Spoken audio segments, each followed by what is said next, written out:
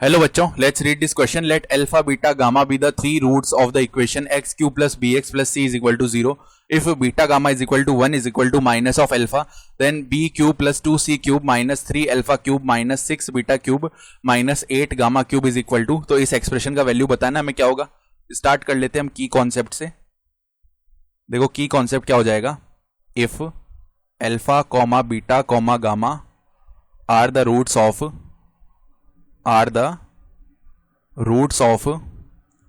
A x cube plus b x square plus c x plus d is equal to 0, then यहां से कुछ relation हमें पता होने चाहिए कि alpha plus beta plus gamma is equal to minus of b upon a होता है.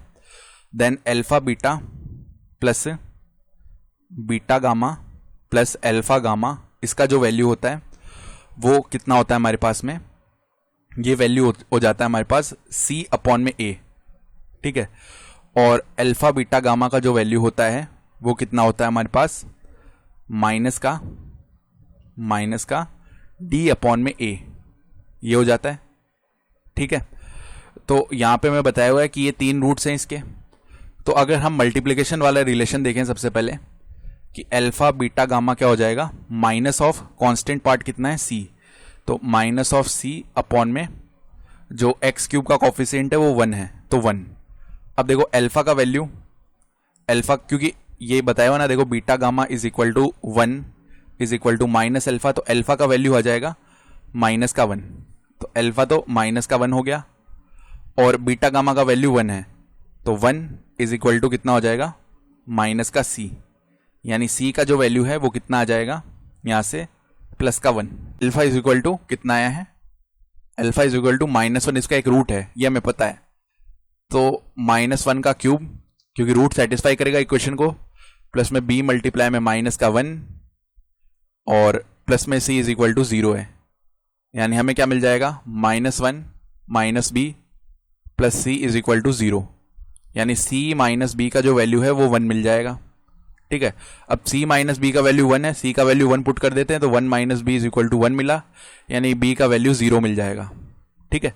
अब b का वैल्यू अगर 0 मिल चुका है, c का वैल्यू 1 मिल चुका है, फर्दर हम क्या कर सकते हैं, ये वैल्यू उठा के इक्वेशन में रख देते हैं. तो एक्स क्यूब प्लस में b का वैल्यू 0 है, तो 0 मल्टीप्लाई में x प्लस में c का वैल्यू 1 है इज इक्वल टू 0.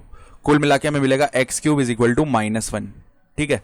तो हम जानते हैं क्यूब रूट ऑफ यूनिटी होते हैं क्या, हमारे पास ओमेगा और ओमेगा स्क्वायर. अब यहाँ पे -1 है, तो -1 के लिए देखो x का एक वैल्यू तो क्या आ जाएगा, x का एक वैल्यू अब बोल सकते हैं पहला रूट अल्फा जो है वो तो -1 में पता ही है, दूसरा रूट बीटा क्या आ जाएगा माइनस का ओमेगा, और जो गामा है वो माइनस का ओमेगा स्क्वायर.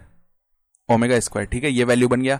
अब हमें निकालना क्या है, b cube plus 2c cube, b cube plus में 2c क्यूब, इसके बाद में -3 अल्फा क्यूब माइनस का 3 अल्फा क्यूब हो गया, और -6 beta cube minus 8 gamma cube. इसका वैल्यू लिखना है. तो b क्यूब का वैल्यू, b का वैल्यू 0 है, तो 0 का क्यूब प्लस में 2 मल्टीप्लाई में c का जो वैल्यू है वो 1 है, तो 1 का क्यूब -3 मल्टीप्लाई में अल्फा का जो वैल्यू है -1 है, -1 का क्यूब माइनस में 6 मल्टीप्लाई में बीटा का जो वैल्यू है माइनस ऑफ ओमेगा है, तो यहाँ पे बीटा का क्यूब है, नॉट ओनली बीटा. ठीक है.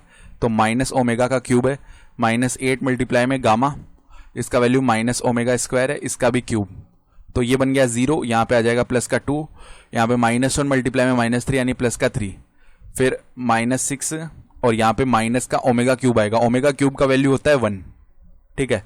तो माइनस तो आ गया और ओमेगा क्यूब का वैल्यू 1 हो गया, फिर माइनस में 8 है और यहाँ पे माइनस आएगा ओमेगा स्क्वायर की पावर 3 यानी ओमेगा रेस टू पावर 6. अब ओमेगा रेस टू पावर 6 को ऐसे लिख सकते हैं ओमेगा क्यूब का स्क्वायर, जो कि 1 का स्क्वायर जिसका वैल्यू 1 ही आएगा, तो यहाँ पे ये 1 हो जाएगा इस तरीके से. तो 5 प्लस का 6, ठीक है, प्लस का 8 यानी 14 प्लस 5 यानी 19. हमारा रिक्वायर्ड आंसर क्वेश्चन के लिए आएगा 19, तो ऑप्शन डी सही हो गया. I hope you understood this explanation. Best of luck.